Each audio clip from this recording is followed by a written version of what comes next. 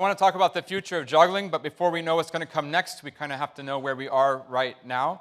And juggling has a fundamental problem that the word juggling represents a genre of related activities and a specific activity of that genre. And so if I told you I went to go juggling yesterday, you wouldn't actually know what I did.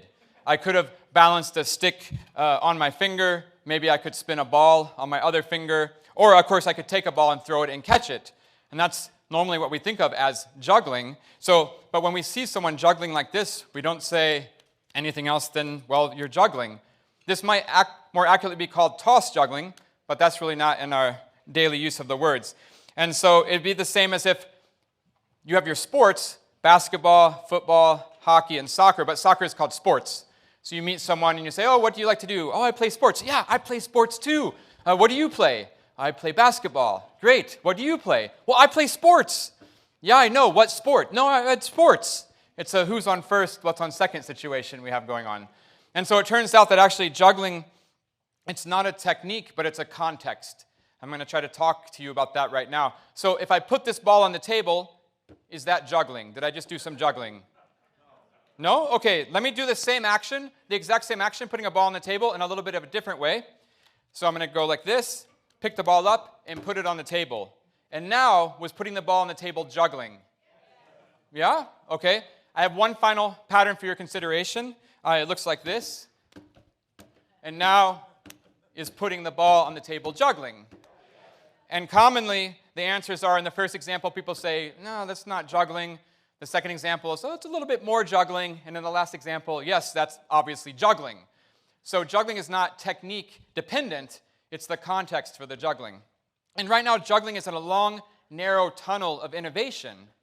It's because as a juggler today, oh, I want to learn how to juggle. You go on the internet and you Google and you order some juggling props off the internet, right? You buy some balls, clubs, and rings. They come to your house. And it turns out you bought the same ball that I did. I have the same ball that you have. And the game becomes that I should try to do something different than this, that what you do. And of course, that's a super fun game. I grew up with that game. I love that game. But 100 years ago, jugglers would think of the idea of a trick first, and then they would build a prop to make that trick possible.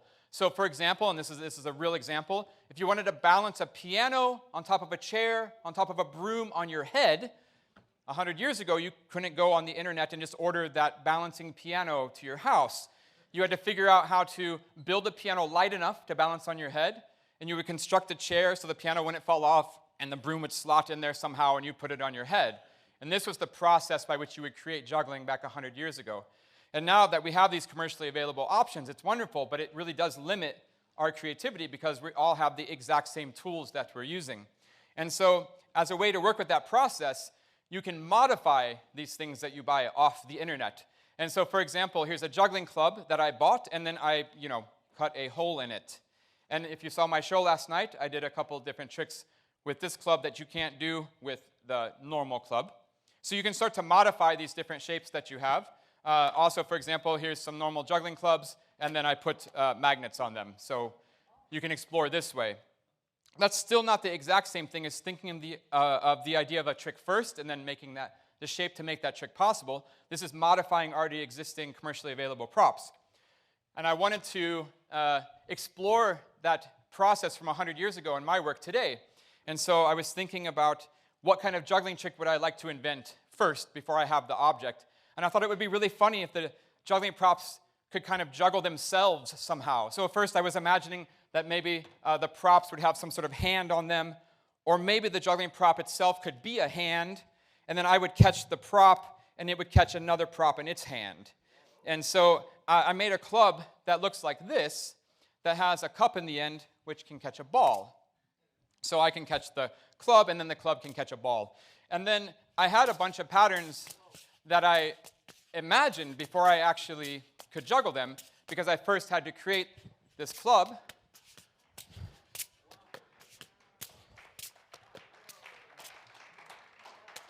Right?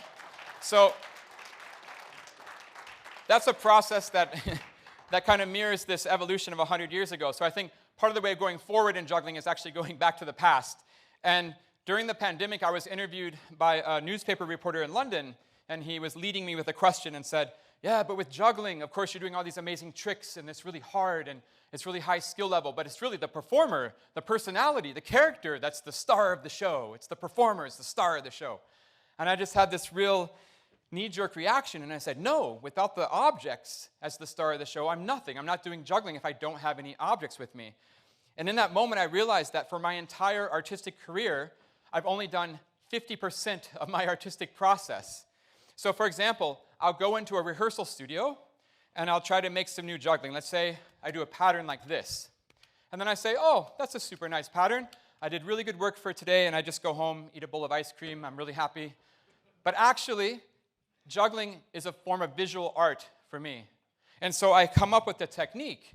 But the objects I just take for granted. These are the ones I bought off the internet. You have the same ones. And so if I make the trick, what I should really be doing, if the objects really are the most important thing, is I should start to now think, once I have the pattern and the technique, what is the best set of objects to do that pattern with? For example, I don't know, maybe that pattern I just showed you looks better with 2 of one color and 1 of another color. I have no idea. But maybe that pattern would actually look better with a ring and a ball and a club. But I don't try that. It's not part of my process right now. It's not part of the juggling culture process. And so one thing we can start to do is once we find a trick, then we can start to modify and find which is the correct shape to do that trick with. Let me give you an example. These are standard size juggling rings. If you throw 2 of them together from the same hand at the same time, they split horizontally. They split more or less to the same height, as you can see, right? So a few years ago, someone came along and made a smaller ring and a bigger ring. And if you put those together and throw them at the same time, you can see they split vertically. And because they split vertically, you can do a pattern with 6 of them that looks like this, which is not possible with the standard size juggling ring, right? So I couldn't do that same pattern with this size juggling ring because they split horizontally, not vertically. The timing doesn't work. Let me reiterate that this right now is the cutting edge of juggling art. We made a circle smaller and bigger. And I didn't stop there, right? I'm pretty cutting edge. I made more sizes. So for example, those ones are commercially available, all 3 sizes. I said, what if we had even more sizes? Pretty crazy, right? As an artist, I like to go deep in my research. So I'm one of maybe 3 people in the world that has a set of rings that are this big. This ring is also a little bit bigger.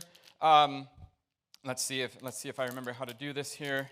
There's a little pattern with these sizes of rings, and they can interact in many different ways. So here's a trick with the 5 different size rings.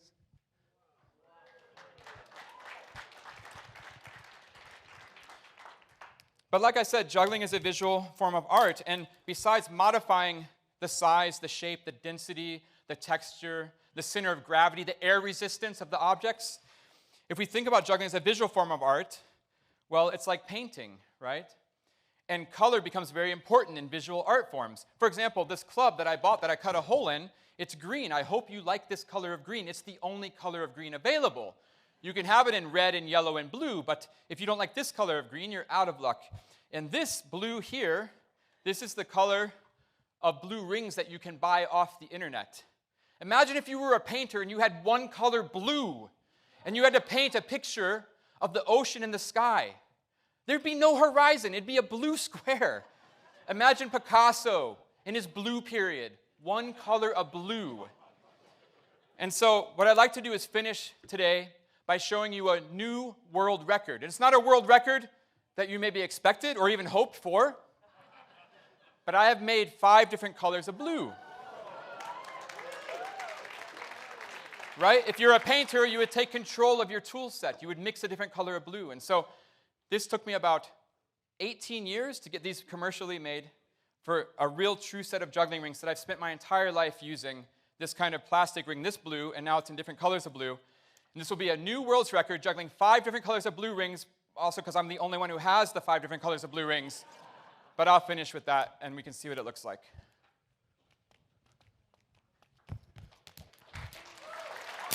And so we can talk very concretely about physical size changes, about splitting and different patterns.